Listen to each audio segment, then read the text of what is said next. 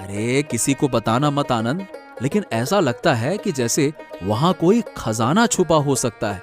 इसीलिए पिताजी इतनी उत्सुकता से उस कुएं की खुदाई करवा रहे हैं। ओ खजाना!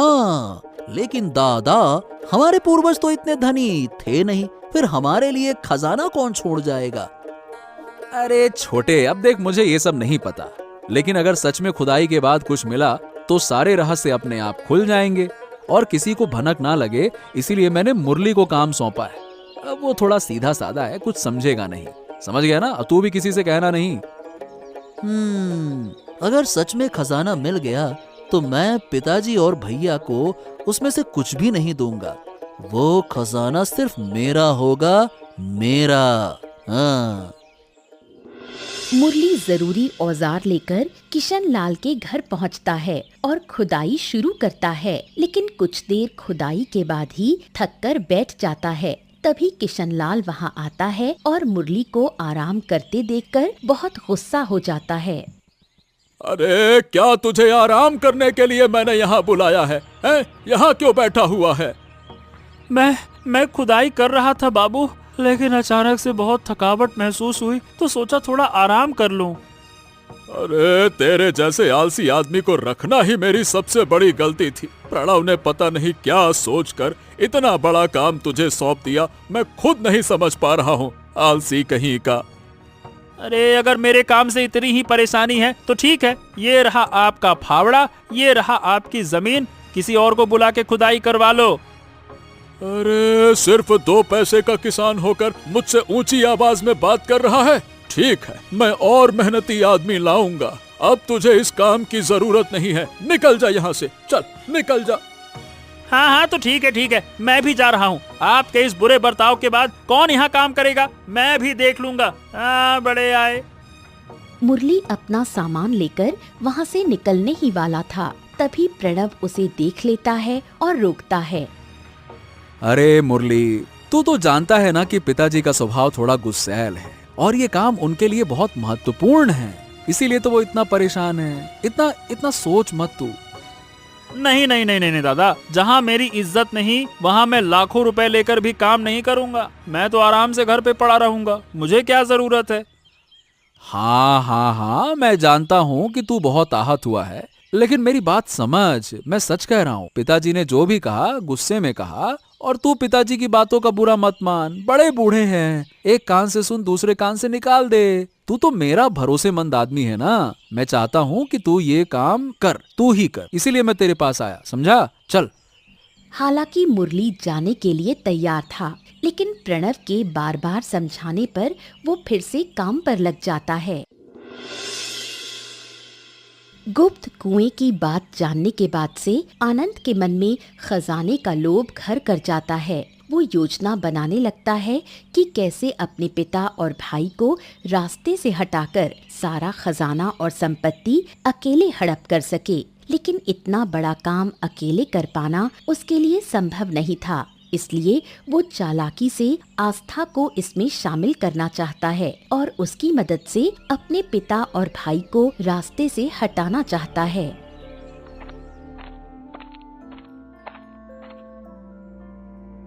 तुम्हारी वजह से तो मैं काम छोड़ने की सोच रही हूँ, बार बार क्यों बुला रहे हो? देखो, मुझे तुम्हारी थोड़ी मदद चाहिए। मैं खुद लोगों के घरों में काम करती हूँ, मैं तुम्हारी क्या मदद करूँगी? मान लो अगर तेरे पास लाखों रुपए आ जाएं, तो क्या तुझे किसी के घर में काम करना पड़ेगा? लाख रुपए तो मेरे लिए किसी सपने जैसे हैं, जो सपना कभी पूरा नहीं होगा। बकवास मत करो, जो कहना है साफ कहो। अगर मैं तुझे 5 लाख रुपए दूं तो? 5 लाख? पर तुम्हारे पास इतना पैसा आएगा कहाँ से? खुद तो पिताजी के पैसे पर पलते हो। ओफो, फालतू की बात मत करो। सुनो, जो मुरली घर के पीछे खुदाई कर रहा है ना, उस जमीन के नीचे एक गुप्त कुआं है जिसमें खजाना छिपा है। अगर मैं वो खजाना पा गया तो करोड़ों का मालिक बन जाऊंगा, और अगर तू मेरी मदद करेगी तो तुझे 5 लाख रुपए दूंगा। बोल। ठीक है, मैं मदद करूंगी, लेकिन मुझे करना क्या होगा? करना ये है कि जब तक पिताजी और भैया जिंदा हैं, तब तक तो मैं खजाने पर हक नहीं जमा सकता। इसीलिए तुझे उन दोनों को मेरे रास्ते से हटाना होगा। लेकिन ये बहुत जोखिम भरा है, अगर पकड़े गए तो? अगर हम मिलकर ये काम करें तो कोई हमें नहीं पकड़ पाएगा। मैंने पूरी योजना बना ली है। हालांकि आस्था को आनंद की योजना से थोड़ा डर लगता है, लेकिन पैसों के लालच में वो उसकी मदद करने को तैयार हो जाती है। लाखों रुपए का सपना देखते हुए आस्था घर लौटती है। उसे इतना खुश देखकर शारदा भी हैरान हो जाती है और बार बार उससे पूछती है कि वो इतनी खुश क्यों है। तब आस्था शारदा को अपनी योजना के बारे में बताती है। लेकिन दीदी, 2 लोगों को मार देना कोई आसान बात नहीं है। इतना बड़ा कदम उठाने से पहले एक बार सोच लो। अब सोचने का समय नहीं है। बचपन में माँ बाप को खोकर पूरी जिंदगी दूसरों के घरों में काम करते हुए काटती है। अब मेरा वक्त है थोड़ा अच्छा जीवन जीने का। मैं जानती हूँ सिर्फ तू ही नहीं, मुझे भी बहुत मन करता है कि आम लोगों की तरह ऐशो आराम से जीऊं। लेकिन जिस रास्ते पर तू चल रही है वो बहुत ही खतरनाक है। अगर जिंदगी में खुश रहना है तो थोड़ा जोखिम तो लेना ही होगा। जैसे कहते हैं ना, कष्ट बिना कस्तूरी नहीं मिलती। जो कुछ भी कर जरा सोच समझ कर करना। अगर एक बार किसी के हाथ लग गई तो बचना मुश्किल होगा। और आनंद कोई भरोसेमंद आदमी नहीं है। जो आदमी खजाने के लालच में अपने पिता और दादा को मारने की योजना बना सकता है, वो कल तुझे भी धोखा दे सकता है। इसका क्या भरोसा। मैं जानती हूँ, तू चिंता मत कर। मैं बहुत सतर्क रहूंगी। बस एक बार 5 लाख रुपए मिल जाएं, फिर हमें कभी किसी चीज की चिंता नहीं करनी पड़ेगी। लेकिन आनंद ऐसा काम कैसे कर सकता है? जिन पिता और दादा ने उसे जिंदगी भर पाला, उसकी हर जरूरत पूरी की, आज वही उनको मारने की साजिश कर रहा है। इंसान का लालच एक ऐसी चीज है जो एक बार सिर चढ़कर बोलने लगे तो आदमी रिश्ते, माया, ममता सब कुछ भूल जाता है और सिर्फ अपने लालच और हवस को ही तरजीह देता है। पता नहीं क्यों, पर मुझे आनंद के साथ मिलकर ये सब करना मेरे दिल को गवारा नहीं हो रहा। लेकिन तू तो मेरी बात मानेगी नहीं। जो ठान लिया है वही करेगी। बस एक ही बात कहूंगी, बहुत सावधान रहना। आनंद और आस्था अपनी खतरनाक योजना को अंजाम देने के लिए पूरी तरह तैयार हो जाते हैं। आनंद आस्था को किशनलाल और प्रणव के दोपहर के खाने में जहर मिलाने को कहता है। आस्था वैसा ही करती है। दोपहर में जब किशनलाल और प्रणव खाना खाते हैं, थोड़ी देर बाद ही दोनों के सीने में दर्द शुरू हो जाता है। वो दोनों तड़पते हुए जमीन पर गिर पड़ते हैं। आनंद तभी किशनलाल का गला काटने के लिए एक छुरी उठाता है। तभी वहाँ मुरली आ जाता है और सब कुछ देख लेता है। मुरली को देखकर आनंद और आस्था वहाँ से भाग जाते हैं। मुरली, अरे मुरली, हमारे खाने में कुछ मिला दिया। अरे प्लीज प्लीज हमको बचा ले। अरे बाप रे, आप चिंता मत कीजिए, वो दोनों भाग चुके हैं। मैं हूँ। मैं अभी आपको अस्पताल लेकर चलता हूँ। जरा रुकिए। समय पर इलाज होने की वजह से जहर को शरीर से बाहर निकालना आसान हो जाता है और दोनों की जान बच जाती है। मुरली, मैंने तुझसे हमेशा बुरा बर्ताव किया। तुझे गरीब किसान समझकर तुझे नीचा दिखाया। लेकिन आज तेरी वजह से ही मैं और प्रणव जिंदा है। मुझे माफ करना बच्चे, माफ करना। हाँ, अगर मुरली सही समय पर नहीं आता तो हमें अपने ही भाई के हाथों मरना पड़ता। देखिए, मैं आप सबका बहुत सम्मान करता हूँ और प्रणव दादा मेरे बहुत करीब हैं, तो ये तो मेरा फर्ज था। हाँ, हमें आनंद को जल्द से जल्द ढूंढना होगा। उसने जो गुनाह किया है उसके लिए मैं उसे कभी माफ नहीं करूंगा। हाँ। किशनलाल मुरली के प्रति कृतज्ञता व्यक्त करता है। किशनलाल और प्रणव पुलिस को सूचना देते हैं और पुलिस पूरे गांव में आनंद और आस्था की तलाश शुरू कर देती है।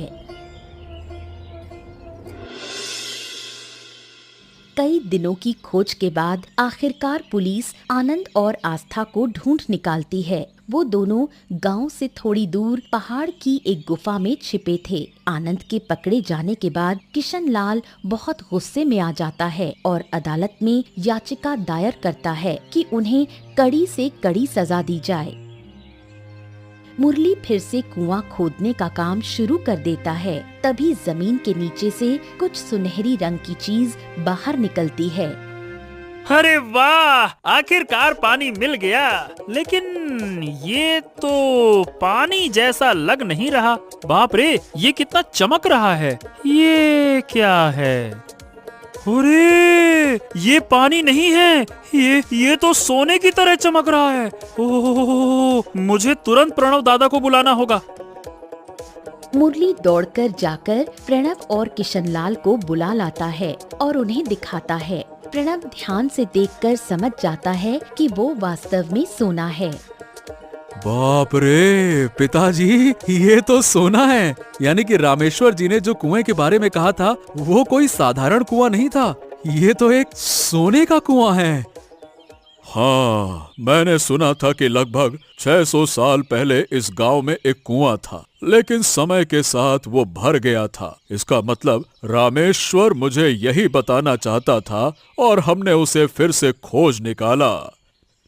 पिताजी, अगर हम इस कुएं से सोना निकालकर उससे चीजें बनाकर बेचें तो हमें कभी कोई आर्थिक तंगी नहीं होगी, हम बहुत अमीर हो जाएंगे। लेकिन जिसने इतनी मेहनत से इस कुएं को खोजा है और जिसने हमारी जान बचाई है, उसका भी इस कुएं और इसमें मौजूद सोने पर उतना ही हक है जितना कि हमारा है बेटा, है ना?